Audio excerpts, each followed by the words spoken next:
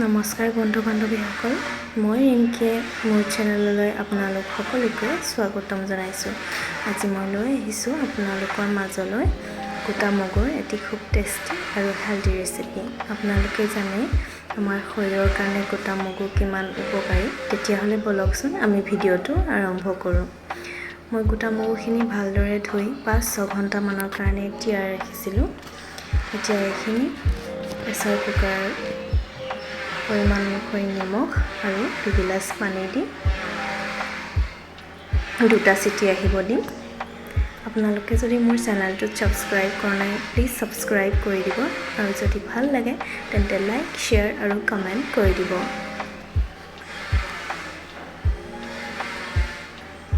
এতিয়া 2টা চিটি অহালৈকে বলকচোন আমি মছলাখিনি ৰেডি কৰি লওঁ।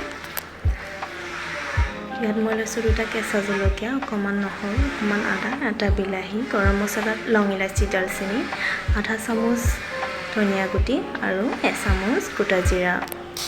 এইখিনি আমি মিক্সি জাৰ এটাত ধুনীয়াকৈ মিক্সাৰ গ্ৰাইণ্ডাৰত গ্ৰাইণ্ড কৰি লওঁ। পেষ্টখিনি হৈ গ'ল।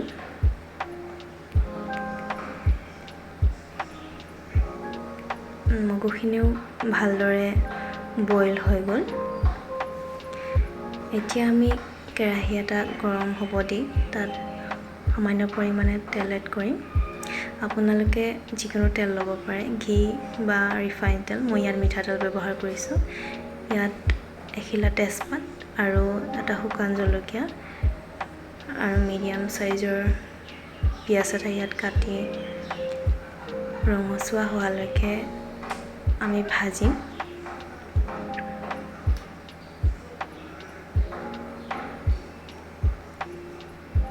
গেছৰ পৰিমাণটো হাই ৰাখিব, লৰাই ৰাখিব মাজে মাজে।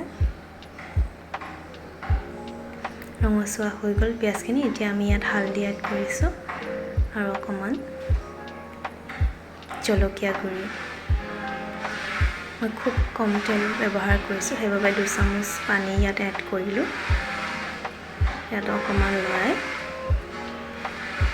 এতিয়া আমি ইয়াত পেষ্টকণ এড কৰি দিলোঁ। এইখিনি ভালদৰে ভাজি ল'ব। গেছৰ ফ্লেমটো মিডিয়াম কৰি দিব যাতে এইখিনি তলত লাগি নধৰে। ভালদৰে লৰাই থাকিব।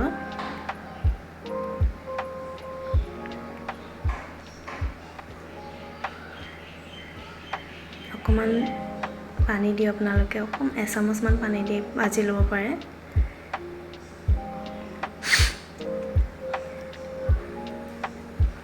ইয়াত ধুনীয়াকৈ তেল বিৰিঙি অহালৈকে ভাজিম।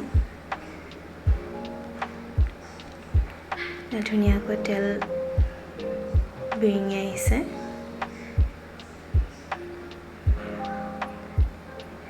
এতিয়া আমি ইয়াত গোটা মগুখিনি ঢালি দিম। বইল হৈ থকা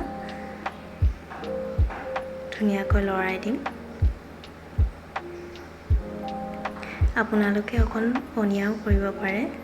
মই অকণমান ডাঠ কৰিছোঁ যিহেতু আমি এইখিনি এতিয়া ৰুটিৰ লগত পৰিৱেশন কৰিম, সেইকাৰণে অকণমান ডাঠে ৰাখিছোঁ। আপোনালোকে যদি ভাতৰ লগত পৰিৱেশন কৰে তেতিয়াহ'লে আপোনালোকে অকণ পনীয়া কৰিব পাৰে। এয়া হৈ গ'ল আমাৰ গোটা মগুৰ তড়কা।